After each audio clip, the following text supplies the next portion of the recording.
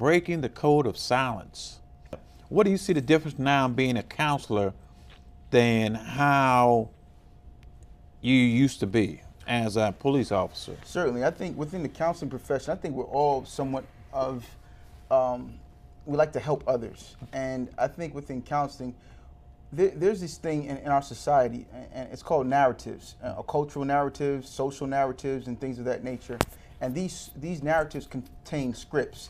And it's these narratives and scripts that I believe are at conflict or at war at all times, not only within us, but also within each other, and they clash. So for example, within the law enforcement culture, BLET, basic law enforcement trained police officers are in fact trained on how to address and assess the bad guy. Okay. The bad guy doesn't look like any particular person. The bad guy is just an individual who displays behaviors. He reaches, he runs, he's non-compliant, he possesses drugs, guns, he's considered dangerous and a threat. And so BLET trains officers on how to survive an encounter with the perceivable bad guy. Now what happens, that's the law enforcement culture.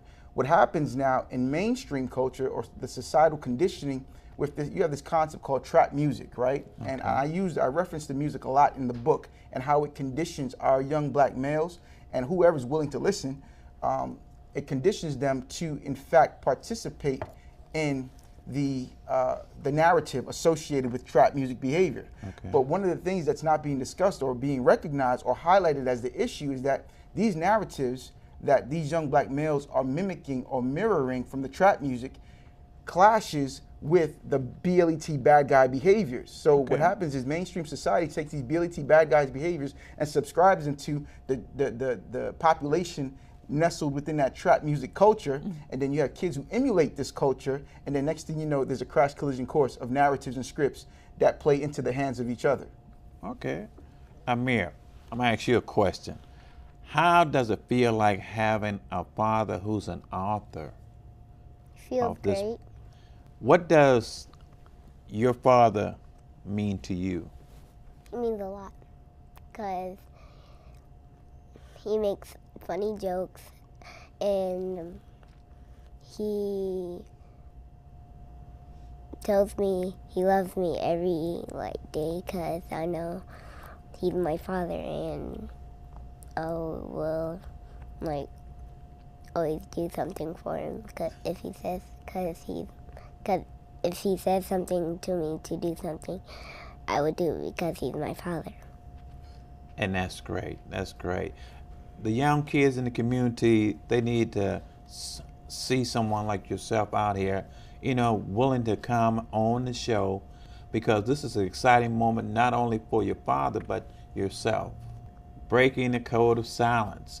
Now I know, what was one of your biggest issues that you had to face as an officer? As an officer, the resentments and the disrespect that people had towards the uniform. I didn't know how to disassociate that disrespect or that resistance to my presence. I took that as they were doing it to me versus the uniform. Correct. It's what the uniform represented. And I didn't have the rationale back then to put those two and two together, to marry those two things. And I think that contributed to my burnout, because I entered into law enforcement with the desire to help the community, to create programs and initiatives that would better the underserved population. But I was met with a lot of resistance because of the badge and the uniform that I wore. And I wasn't able to make that correlation that it's the uniform they had problems with, not with me personally. And so that was one of my biggest obstacles that fed into also the burnout that I experienced by the end of my career. You've been listening to Self Talk, where positive thoughts live. And I'm your host, Kareem Paranda, on WDRB Media, the voice of the community. Continue to tune in every Monday at 5 p.m. Please remember to connect with me on YouTube and Facebook at Self Talk Counseling and Consulting, or follow me on Twitter and Instagram at SelfTalkCC, or email me at info@selftalkcounseling.com. Until next week, stay blessed.